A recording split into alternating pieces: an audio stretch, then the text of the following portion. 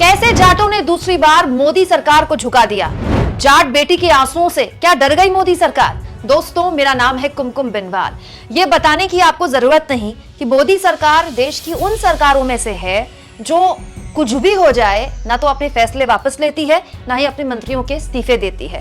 तमाम तरह के आरोप मोदी सरकार पर लगते रहे, मोदी सरकार के मंत्रियों पर गाहे बगाहे लगते रहे, लेकिन शायद ही आपने देखा होगा कि सरकार अभी कभी भी अपने फैसले से या तो पीछे मुड़े या किसी मंत्री का इस्तीफा मांग ले। लेकिन ये दूसरी बार हुआ है दोस्तों, मोदी सरकार के 10 साल के कार्यकाल में ये दूसरी बार हुआ है जब मोदी सरकार को अपने फैसले पलटने पड़े हैं। और दोनों बार एक फैक्टर कॉमन था, जाटों का फैक्टर। दोस्तों, ये दो चेहरे गौर से देख लीजिए।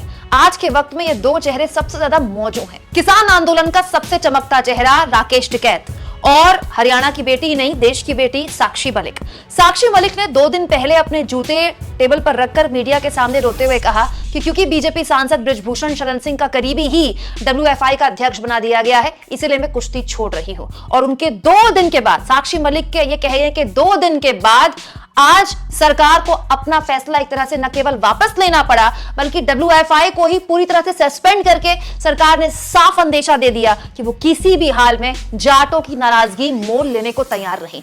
एग्जैक्टली यही किसान आंदोलन के वक्त हुआ था। वो किसान आंदोलन जो एक तरह से अपनी आखिरी सांसें ले रहा था।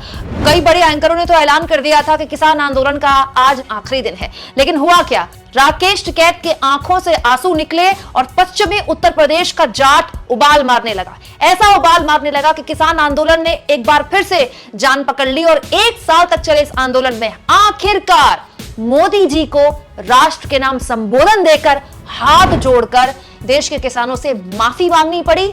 और उसके बाद नाचते हुए, पूरी तरह जश्न मनाते हुए देश के किसान जीत के साथ अपने अपने घरों में गए। दोस्तों, उस वक्त भी कहा गया था कि मोदी सरकार ने तीनों किसान आंदोलन इसीलिए वापस लिए क्योंकि उसके समझ में आ गया था कि उत्तर प्रदेश के चुनाव क्योंकि आने वाले थे और अगर सरकार ने ऐसा नहीं किया तो पश्चिमी उत्तर प्रदेश की जो जाट बेल्ट है उसमें सरकार को भारी नुकसान होगा।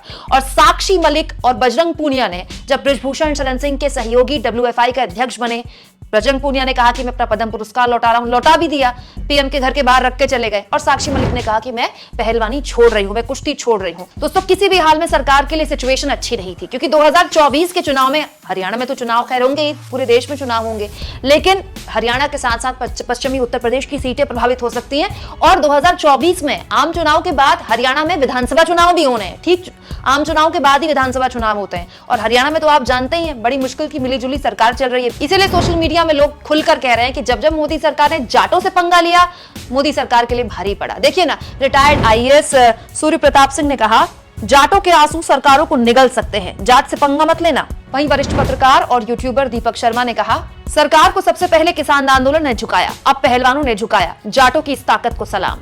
दोस्तों, बीजेपी के आगे मुश्किल ये भी थी कि जो बीजेपी एक हफ्ते पहले जगदीप धनखड़ की मिमिक्री पर आंसू बहा रही थी, वो साक्षी मलिक के आंसुओं पे और बजरंग पूनिया के पद्म पुरस्कार लौटाने पर जाटों के कौन से सम्मान की फिर बात करती। आप इस मुद्दे पर क्या सोचते हैं? कमेंट बॉक्स में जरूर लिखें और जितना हो सके चैनल को शेयर करें, सब्सक्राइब करें। और थैंक्स फॉर ज्वाइन, ये 2 ऑप्शन है जिसके जरिए अगर आप चाहें तो आर्थिक तौर पर भी चैनल की मदद कर सकते हैं।